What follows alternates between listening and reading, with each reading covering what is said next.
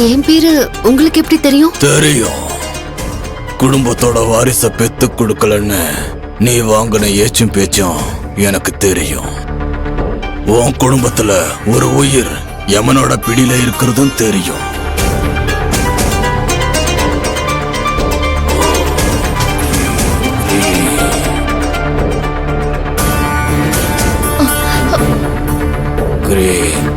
கவனத்தை இங்க வைன்னு சொன்ன.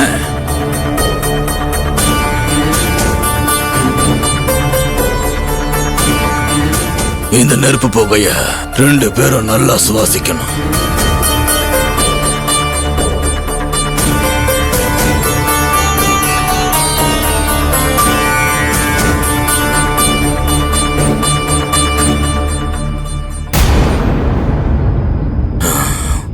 கவனத்தை இங்க வைன்னு சொல்றல்ல, அங்க என்ன பார்வை?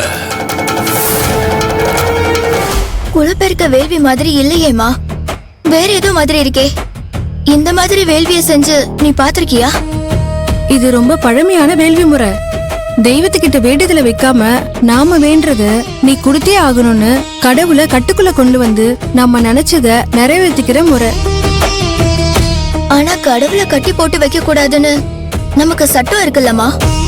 அதெல்லாம் நம்ம கேட்க முடியாது காட்டுமல்லி, பிரச்சனை ஆயிடும். கொஞ்சம் அமைதியாயிரு. மலையா, அந்த சேவலை எடுத்து மகா கையில கொடுத்து கழுத்தறுத்து கிழக்கு பக்கமா போட சொல்றா. காட்டுமல்லி, போகாதம்மா. ஏமா, ஒரு உயிர் பொறுக்க இன்னொரு உயிரை ஏன் பலி கொடுக்கணும்?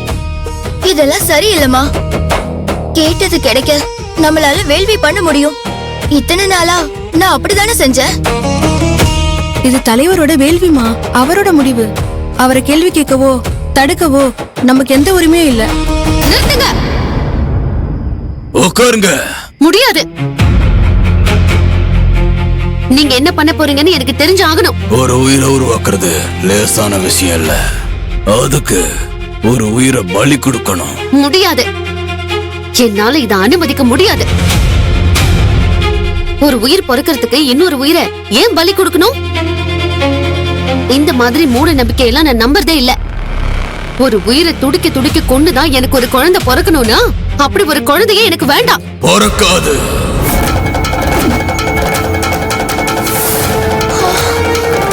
உனக்கு குழந்தை பொறுக்காது. என்னோட வேள்வியை அவமதிச்ச உங்களுக்கு வாரிசு கிடையாது. காலங்காலமா நாங்க செஞ்சிட்டு வர்ற வேள்வியை பழிக்கிற உனக்கு குழந்தை சுமக்கிற தகுதி இந்த ஜென்மத்துல இல்ல.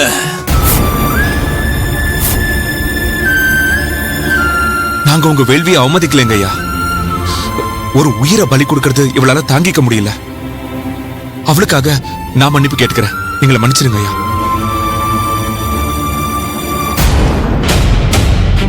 மகா, மகா,